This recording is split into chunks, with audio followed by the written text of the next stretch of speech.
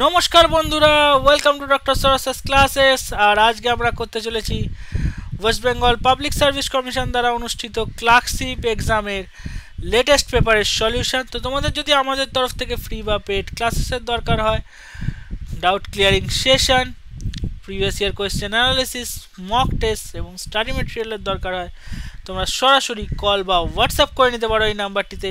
Sir তোমাদের প্রত্যেকের হোয়াটসঅ্যাপের কোয়ারির ইন্ডিভিজুয়ালি রিপ্লাই দেবেন। তো আমাদের এখন ক্লার্কশিপ আর মিসেলেনিয়াসের কম্বো ক্র্যাশ কোর্স চালু হয়েছে। যদি তোমরা কেউ এই কোর্সের জন্য অ্যাডমিশন নিতে চাও তো সরাসরি কল করে নাও এই নাম্বারটিতে। এখন আমরা ম্যাক্সিমাম ডিসকাউন্ট প্রোভাইড করছি। So this time is best time to take admission in Dr. Soros's classes and boost up your preparation for clerkship and miscellaneous exam. So let's start with question number 1. Question number 1 কি বলা হয়েছে, মহাত্মা গান্ধী তার অহিংস অসহযোগ আন্দোলন প্রথম কোথায় শুরু করেন? তো মহাত্মা গান্ধী প্রথম অহিংস অসহযোগ আন্দোলন করেছিলেন এবং তিনি প্রথম শুরু করেছিলেন হচ্ছে তিনি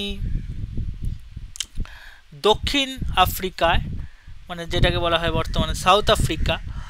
তো কবে করেছিলেন? যখন তিনি ওখানে লয়ার হিসাবে ছিলেন 1893 থেকে 1914 অবধি। তো এটি মেনলি করেছিলেন তিনি প্রথমত জাতিগত বৈষম্যের জন্য এই আন্দোলনটি করেছিলেন। and it was during the period Gandhi developed the experimental with his philosophy of non-violent resistance known as Satyagraha, which is played a crucial role in the India's struggle for independence freedom later on. And in 1906 Gandhi organized a major non-violence resistance campaign against Asiatic Registration Act, which required to Indians carry identity documents, and the Natal Indian Congress formed the Gandhi in 1894 that led several non-violent campaigns against discriminatory of laws imposed in Indians in South Africa.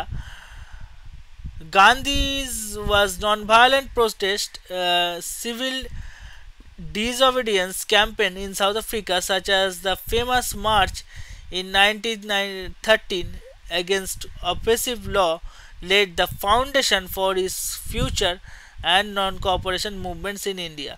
And his experienced success with non-violent resistance in South Africa shaped a ideology and methods which he later employed on a larger scale in Indian independence movement against British rule. So তিনি এটা শুরু করেছিলেন দক্ষিণ Africa থেকে। তো এখানে কোন অপশানটা সঠিক হবে? এখানে option B is the correct answer হবে, দক্ষিণ আফ্রিকা। আর নেক্সট কোশ্চেনে যাই। নেক্সট কোশ্চেনে কি বলা হচ্ছে? নেক্সট কোশ্চেনে বলা হচ্ছে যে ভারত বাংলাদেশ সীমান্তে ভারতের দিকে প্রহরায় কোন বাহিনী আছে? তো এটার কারেক্ট অ্যান্সার হবে সীমান্ত সুরক্ষা বাহিনী। এইখানে সীমান্ত লেখাই আছে, এখানে সীমান্ত সুরক্ষা বাহিনী বা বর্ডার সিকিউরিটি ফোর্সেস, বিএসএফ যাকে বলা হয়। তাহলে ভারতবর্ষের বাংলাদেশের সীমানায় ভারতের দিকে প্রহরায় আছে বিএসএফ বাহিনী। তো এই BSF primarily responsible for guarding 4096.7 kilometre long international border between India and Bangladesh, মানে 4096 কিলোমিটার এরা পাহারা দিচ্ছে, 4096.7 কিলোমিটার এরা পাহারা দিচ্ছে। আর এটার তো রেজড হয়েছিল 1965 সালে। আর after the India-Pakistan war, specifically the ensuring the security India-Pakistan and India-Bangladesh border. The BSF primary role include preventing transactional crime, মানে তোমার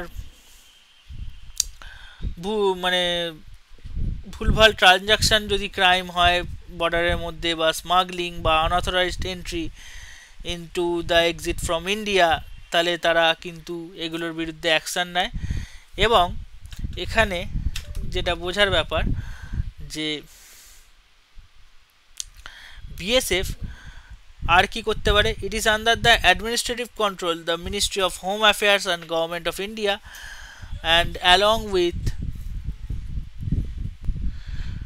আরেকটি কি পয়েন্ট আছে, এটি তোমাদের along with the gardening of the borders, the BSF also assists the state governments in maintaining the law and order during the civil unrest of natural calamities. So state government কেও এরা help করে। And এর সাথে আর যারা যে সমস্ত বাহিনীগুলো দেওয়া হয়েছে, দ্য ভারতীয় সেনাবাহিনী মানে Indian army is not responsible for guarding Indian Bangladesh border under normal circumstances. Normal সার্কামস্টেন্সে এটা পাহারা দেয় না। সেন্ট্রাল রিজার্ভ পুলিশ ফোর্স মানে সিআরপিএফ, এরাও তোমার is another central arm force but not responsible guarding, এরাও সীমান্তে থাকে না। ইন্ডো টিবেটান পুলিশ ফোর্স, এরাও তোমার ইন্ডিয়া চায়না বর্ডারে দেখতে পাওয়া যায়, not the responsible Indian and Bangladesh border, এদেরকে ওখানে দেখা যায় না। তাহলে এখানে কারেক্ট অ্যান্সার কী হয়ে যাবে? অপশান নাম্বার বি, সীমান্ত সুরক্ষা বাহিনী বা BSF.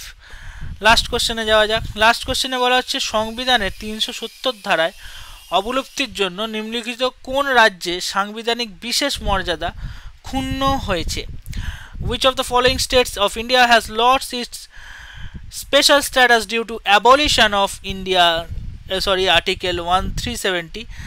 So the correct answer is Jammu Kashmir. On August 5th 2019, the government of India revoked the special status granted to the state Jammu Kashmir under the Article 370 of the Indian Constitution. Article 370 granted the autonomous status to the state of Jammu and Kashmir along with having its own constitution, flag, autonomy over international administration. And the second point is the revocation of Article 370 to the purification of the state into two own union territories, Jammu and Kashmir and Ladakh, and the move by the central government abolished the special status autonomy previously enjoyed by Jammu and Kashmir. And the other options is question, Manipur, Nagaland, Sikkim did not have any special status under Article 370 and hence were not affected its abolition. তাহলে এখানে correct answer কি হয়ে যাবে? এই তথ্য থেকে পাওয়া যাচ্ছে কারেক্ট অ্যান্সার হয়ে গেল জম্মু অ্যান্ড কাশ্মীর। তো এরকমই আরও অনেক তথ্য জানতে গেলে তোমরা ফলো করো এবং সঙ্গে থাকো সরস্বতী ক্লাসের সাথে। আজকে পর্যন্ত এইটুকুই, আবার তোমাদের সাথে দেখা হচ্ছে নেক্সট ভিডিওতে। ধন্যবাদ।